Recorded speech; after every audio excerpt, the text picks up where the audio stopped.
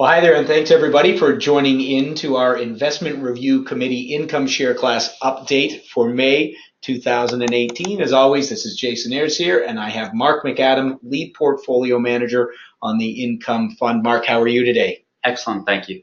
Very good. So a little late in the month for this particular recording here, but perhaps you want to just touch on how April's numbers came in and then talk a little bit about what we've been doing in the fund since then.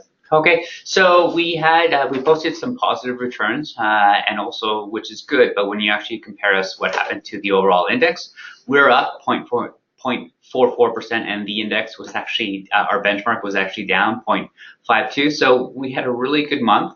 Now the figures for 2018, for as of April, they were down slightly, but the month of May was a lot of the asset classes that we picked and a lot of the securities that we had in the particular pool performed exceptionally well. So it actually turned that negative to a positive. So I can just go into next month's recording. I'll go into the stellar month we had in May, but April was fairly good. Now, just looking at from a sector weighting, the income pool versus the TSX, overweighting technology and overweighting consumer discretionary. We have dropped our consumer staples. We're not overly excited about that. Particular market valuations are good, but revenue growth and EPS growth is stagnant. And we're underweighted telecommunications, and I'll probably get into that a little bit later onto the slide. So we're very happy with the pool. Just some slight changes. We just reduced a little bit of our equity and increased our bonds ever so slightly, but no material changes. Because we had that large allocation shift in February, so we're just going to keep on going with that and running. There was a small change. We dropped, you see the industrials dropped slightly, and the information technology increased. Is that we had a covered call expire in the money for Federal Express, and then we added some exposure with Google via a covered call. So just two small changes in the pool.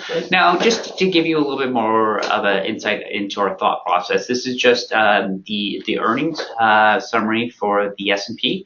Now, if you look at the telecom, utilities, and real estate, they were all underperforming. And if you look at the healthcare and technology and staples, they overperformed. A lot of this growth was a result of the U.S. Tax cuts, but also if you have to look at the revenue was quite strong all across the board. Not as strong as the EPS growth, but we are overweighted technology compared to the index, and we are overweight healthcare to the overall index. With staples, they beat on the bottom line, but the top line wasn't as impressive. So that's why we have very little exposure to staples.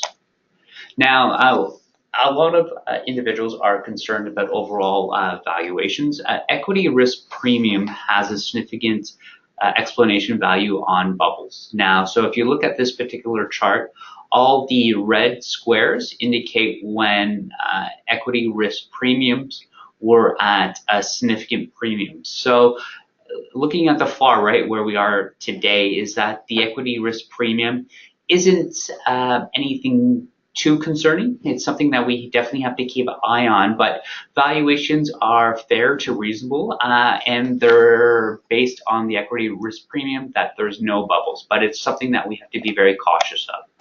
Now, looking at the cash flow that the S&P is generating, is that companies are actually building up cash. When you take all the free cash flow minus the dividends and the buybacks, is that there's excess, probably about a 1%. So what this means is that this gives the companies more room to buy back their shares, more room to increase their dividends, and more room for capital expenditures. So you see very healthy balance sheets right now. And so this is just a chart indicating the VIX and the yield curve, the 10-year minus the 2-year. So it also has a very high explanation value. Now, if you look at the far right, probably around 2017, 18, that you see that there was a divergence between the yield curve and the VIX. So you see that large spike to the right, that was VIX catching up. So it just says the next year, there's going to be heightened volatility. So if you just kind of take a step back, valuations are reasonable. There's really no major cause for concern for a recession, and you see very high implied volatility. That is an ideal scenario for covered call writing. So we've increased our covered call writing in the income pool from 25% to 37% because of all these particular reasons. And you should see some of these materializing in higher returns. That's why we're beating the overall index, because we have these particular strategies in place. Good stuff. All right, Mark. Well, thank you very much. And again, we'll be rolling out our May outline or observations and commentary within the next couple of weeks, but that just gives you a bit of an idea as to what we were doing in April, how that impacted our performance, and what we're taking a look at now. So thanks again, and thanks everybody for joining.